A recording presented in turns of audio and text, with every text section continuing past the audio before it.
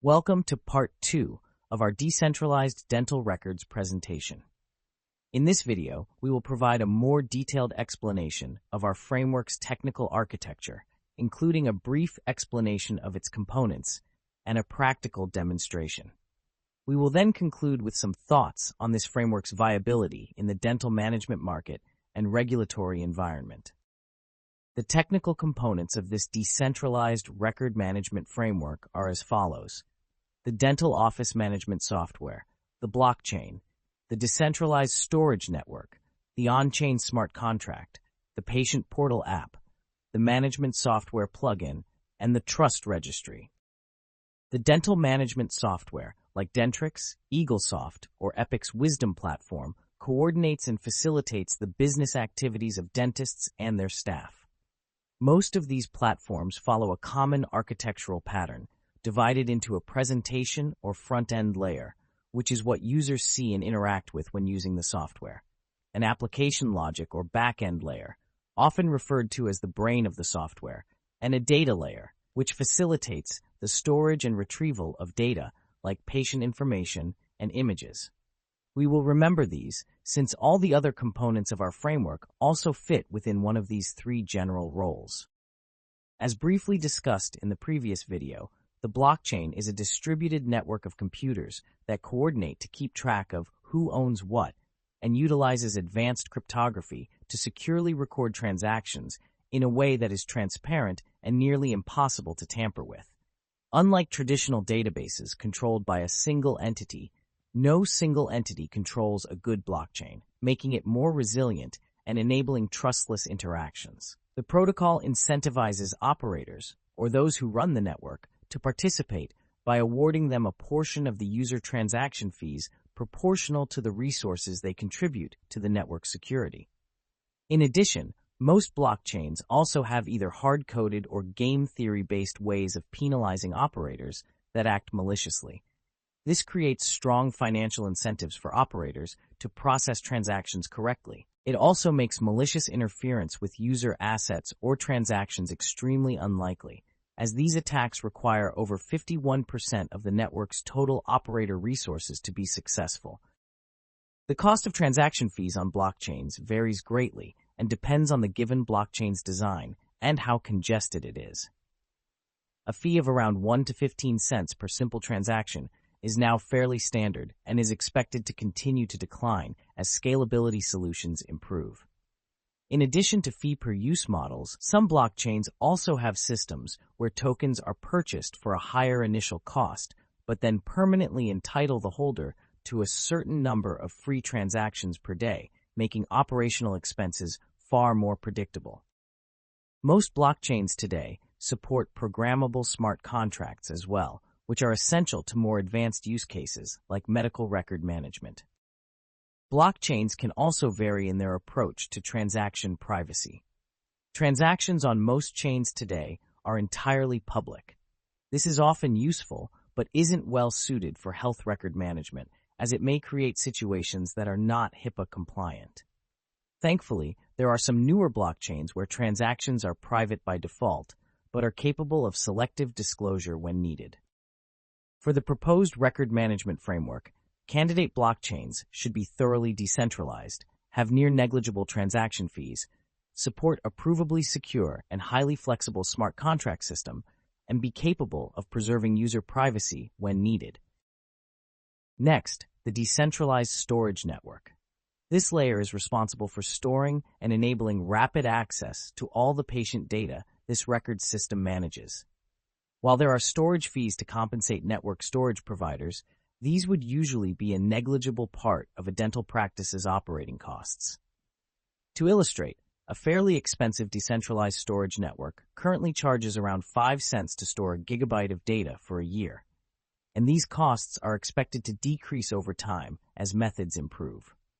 Assuming 5 cents per gigabyte per year and setting the storage period to about 20 years, a SOAP note about 1 to 2 kilobytes usually would cost around 1/10,000th of a cent, and the average full-head CBCT scan with 500 to 1,000 gigabytes would cost 96 cents. Security and privacy are also important to consider. Most storage networks use randomized sharded encryption to store files. This means that when a file is uploaded, it is split into pieces, each of which is duplicated, individually encrypted, and stored randomly across the network. The node operators who store the data do not know what they are storing or who it belongs to. The uploader receives a key that enables them and them alone to retrieve, decrypt, and reassemble the dental record file. In the proposed framework, this key is stored in the patient's blockchain wallet. The smart contract is a piece of immutable code that lives on the blockchain and is designed to facilitate interactions between the wallets of doctors and patients. For example, when a doctor wants to add a radiograph to a patient's records, it is the smart contract that communicates with the storage network, removes the blockchain and storage network fees from the dentist's wallet, and adds the reassembly and decryption key for the radiograph to the patient's wallet. The plugin is a piece of software that can be added to a dentist's dental management software and connects it to the on-chain smart contract, effectively making the blockchain a side extension of the dental management software's business logic layer. This plugin serves several purposes. It routes commands and patient data to the smart contract. It allows the dentist to manage their wallet and any on-chain records from their accustomed management software. Critically, it also converts outgoing files from the local system's format into the international standard FHIR format and vice versa for incoming files. Since all dental management softwares store and format their files differently, this conversion step requires a custom-made plugin for each dental management company's software. The Patient Portal app is a front-end application that allows patients to see and interact with the dental records in their blockchain wallet. When a new dentist wants to see a patient's records, the app makes it easy for the patient to share their blockchain address with a QR code, and when approval requests come to the wallet via the smart contract, the portal app notifies and prompts the patient to accept or reject it. Technically speaking, it's an ordinary wallet app that's been modified to ignore anything in the wallet that isn't labeled as a medical record and to organize and present the records in a way that's intuitive to the user. As Sarah discovered in the previous video, these patient portal apps are interchangeable and can be freely moved between without affecting the underlying records because they are simply different front-end applications connecting to the same back-end, the blockchain wallet. The Trust Registry is a public record managed by a third party that connects a dentist's wallet address to their name and professional credentials. When setting up their wallet, dentists can submit their professional credentials, like their doctorate degree and dental license information, along with their new wallet address to a verifier, ideally a respected and trusted entity like the ADA, who then verifies their credentials and adds them to the registry. You'll remember that Dr. Chen could identify Dr. Fox from his wallet signature on Sarah's records. She could see this because her software took the signing wallet address, queried the public trust registry for a matching address and name, and identified the signer as Dr. Fox. To review, let's walk through what happens when a radiograph and SOAP note are saved during a dental exam, and then explore what happens when the patient shares those records with a new dentist. After concluding an exam with Sarah, Dr. Fox finalizes his notes and presses Save. Both the SOAP note and radiograph are first saved in his local Dentrix server. This allows easy and rapid retrieval when he or his staff needs to see them. A copy of the note and the radiograph are then routed to the blockchain plugin software installed into Dentrix. The radiograph, as a standard DICOM file, requires no alteration, but the SOAP note file format is unique to Dentrix and so is converted by the plugin into FHIR format before leaving Dentrix. The plugin connects to Dr. Fox's wallet, initiates the smart contract, specifies Sarah's wallet address as the recipient, and automatically signs for Dr. Fox. The smart contract then sends a prompt to Sarah's wallet. Dr. Fox would like to update your dental record. Accept or reject. Sarah presses accept, and her wallet also signs the smart contract transaction. Now that it has approval from both Dr. Fox and Sarah's wallets, the smart contract accepts the radiograph and converted SOAP note files from the Dentrix plugin and uploads them to the decentralized storage network, specifying these two files should be stored for 20 years. The storage network API indicates this will cost 0.05 cents, and the blockchain transaction fee for creating and sending the decryption keys to Sarah's wallet is 10 cents. Dr. Fox's wallet pays both of these fees, reducing his wallet's balance slightly from $20 to $19.89. The transaction executes. The two files are sharded, encrypted, and uploaded to the storage network, and the corresponding decryption keys are added to the metadata of the dental records token in Sarah's wallet. The metadata attached to the decryption keys label them as a radiograph and SOAP note and indicates the date they were created. Now, when Sarah opens her patient portal app, it scans the dental records token in the app and finds two new decryption keys labeled as a SOAP note and radiograph. It uses the keys to download the files from the storage network and presents them to Sarah in the app.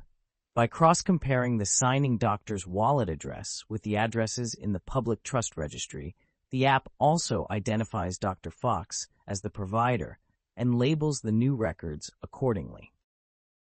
Later, at Dr. Chen's office, Sarah needs to share her dental records. Dr. Chen uses EagleSoft, a different dental management software than Dr. Fox, but has a similar plugin installed. When Sarah shares her QR code with the receptionist, the plugin connects to the on-chain smart contract and initiates a transaction requesting access to the dental record at Sarah's blockchain wallet address. Sarah receives a prompt to allow Dr. Chen to access her record, and she approves it. Having signatures from both Sarah and Dr. Chen's wallets, the smart contract then makes a provisional copy of Sarah's dental record token, sends it to Dr. Chen's wallet, and charges it a 10-cent transaction fee. Provisional copies of Sarah's records, such as those now held by Dr. Fox and Dr. Chen, are tied to Sarah's master copy by the smart contract, which means any changes to Sarah's record will also be made in any provisional copies, allowing old dentists to see updates to her record until she decides to revoke their access, which she can do from her patient portal app. When Dr. Chen wants to see Sarah's record, she uses the new provisional copy to download all her records from the storage network to her local server. As the files come in, the plugin software takes the FIRE files and modifies them to match EagleSoft's format. Dr. Chen can now see all of Sarah's records. She knows they are from a legitimate dentist, Dr. Fox, thanks to the trust registry, and any additions she makes to Sarah's record will be visible to both Dr. Fox and Sarah. This concludes our summary of the framework's technical architecture. Before expending effort designing a detailed decentralized records framework, it was essential to examine the dental record management market and determine which general approaches would most likely fail and avoid those. There is little value in describing and gathering feedback for something that cannot survive. The dental records management market is quite saturated with both incumbents and well-backed newcomers.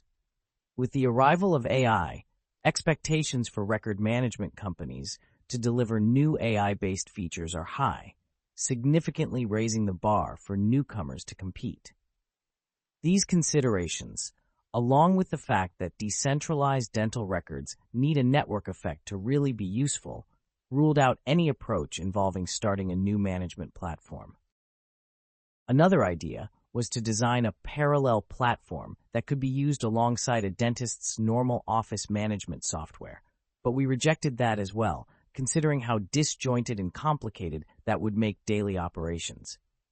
Ultimately, while it would add complexity up front, we decided that an integrated model that embeds the new software into a dentist's accustomed office software would have the greatest chance of success. It lets the well-funded incumbents and their competitors handle the demand for new AI-based services, and it doesn't require any single dental management software to win the whole market for portable records to be universally available. We also believe allowing the plug-in software to be open source would greatly expedite its adoption, as it would allow any record management company on Earth to freely make their software compatible with on-chain records. One benefit we're particularly excited about is all the doors that open thanks to the system's geopolitical neutrality. Imagine if a patient in the US has their records stored with a company like Epic or Cerner, and they move to Tehran. Due to the geopolitical tensions between the US and Iran, there's little to no chance of finding a provider in Iran using one of these American software platforms. In contrast, properly decentralized blockchains and storage networks are verifiably neutral, and open-source software can cross borders without licenses. During our investigation into potential regulatory constraints, we found no rules, patient rights, or other HIPAA requirements that the suggested framework would violate. This framework is structured as a digital equivalent of giving patients a paper copy of their records. While this is an unorthodox approach, it keeps patients in complete control of their information and provides strong privacy guarantees, which we feel should satisfy most reasonable regulatory regimes. We hope you've enjoyed this presentation. The primary purpose of this research project is to gather feedback from stakeholders like you, so we would greatly appreciate it if you take your time as you complete the post-survey. Thank you for your attention.